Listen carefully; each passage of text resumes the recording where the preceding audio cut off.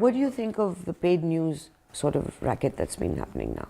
I think it's alarming and sad, especially during election times and even otherwise.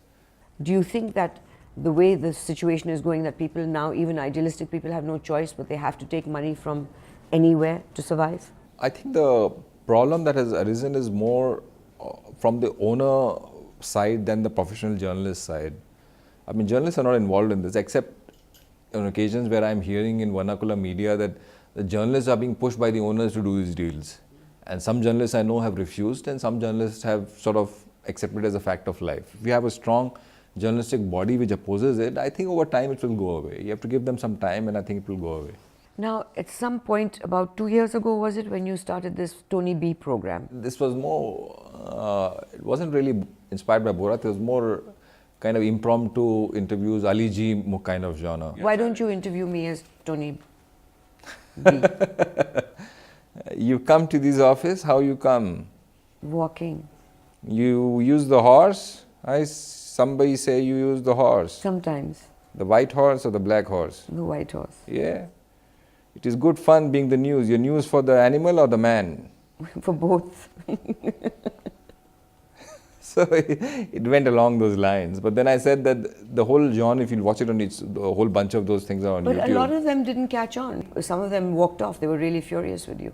So a lot of questions that I asked, they pretended that they understood. For instance, there would be questions to musicians like... about the Dalai Lama being yeah, arrested about global warming in and things like that. Yeah. And that it just came out in a paper, and they would all say, yeah, we came out and we read it, even though there had been no news like that. But even in things like where I would go and ask a musician about what they thought about, say, the Basant Rag. And it doesn't exist. I mean, it's a colloquial UP term, and they would absolutely pretend that Rag Bhasant, and they would absolutely pretend that they knew what it was about, but except that they didn't want to talk about it. So in a sense, it gave you an insight into the shallow mentality we were developing in our sort of, even our Praise 3. And the phoniness. And the phoniness. And this whole compulsion to be in.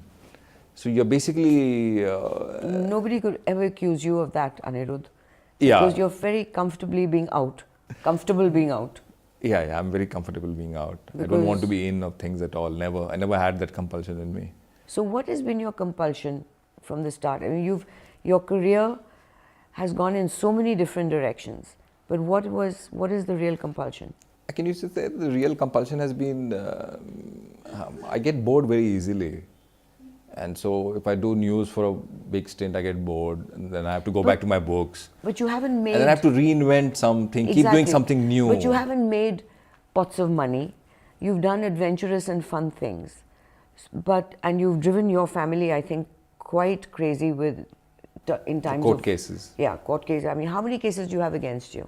You see, over the last 10 years, and it's not a joke, people say that this is the price that you pay for doing stories and for the democratic process. Every week for one day I have been in one court or the other.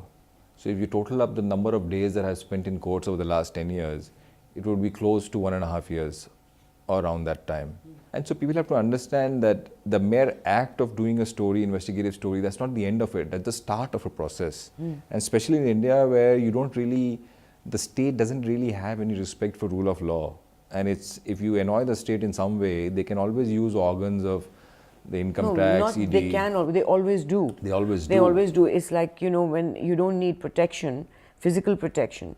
But if you see anyone who is exposed to anything that has made any government, whether it's the BJP coalition or the Congress coalition, they go about it in the same way. That's right. So there'll be the income tax raid. That's right. There'll be the enforcement directorate. The CBI will be used. CBI, and suddenly you look like a dirty slime ball. That's right. Who's made a lot of money on the side. That's right. And people read that superficially, and you're written off. They will also get their own journalists to plant stories with their particular. So that it's is also when you... Now what happened with Shankar Sharma and Divina Mehra? Very few people actually know how they were actually destroyed. They were destroyed.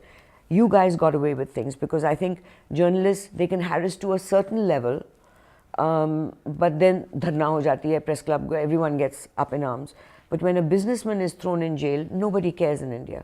And the guy went to jail. Nobody bothered. His business was destroyed. That was really a sad aspect of Indian polity, where you go once removed. I mean, they had nothing to do with the story. But they always go after the owners. They always go after the investor. They don't, because they know nobody will care if something happens to the investor.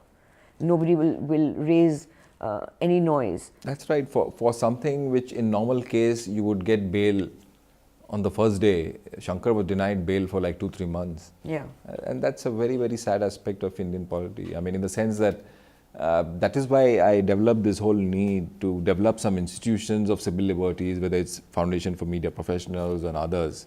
And we came together and started that, so that there was some, I felt the need that there was no institutional backing for journalists who went and did these kind of stories. Maybe there should be an association for the owners who get harassed afterwards.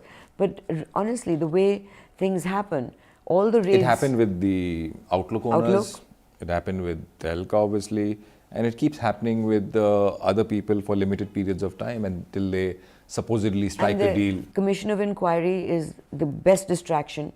And the way it has been put in our constitution is put in a way to create a distraction, not to really get to the bottom of it. So I think one of the stories I would suggest you start working on is exposing how many commissions of inquiry there have been in every year in every state, and the minuscule number that are actually acted on, and the number of years that we taxpayers have to pay for these commissions of inquiry. I think it's over time we have degraded our institutions, even those that we had created, and I think we should come out of it and now. But I think I'm optimistic about the future in many ways, even about the media, because I feel that even the Hindi channels and the vernacular channels, which we criticize so much, the good outweighs the sort of bad at the moment, and the good is continuously increasing. In the sense, the kind of accountability they have brought to the system, it never existed before. I mean, they pick up even small things, like they would get hold of a video of a daroga beating up some criminal element to death.